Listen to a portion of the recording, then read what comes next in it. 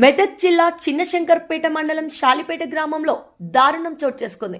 గ్రామ ఉప సర్పంచ్ ఆంజనేయులు దారుణ హత్యకు గురయ్యాడు. తన సొంత అన్న సత్యనారాయణ రాడ్తో కొట్టి పొలం వద్ద దారుణంగా హత్య చేశాడని గ్రామస్తులు ఆరోపిస్తున్నారు. విషయం తెలుసుకున్న పోలీసులు ఘటన స్థలానికి చేరుకొని ఉప సర్పంచ్ను ఎందుకు చంపారు అనే కోణంలో విచారణ చేపట్టారు.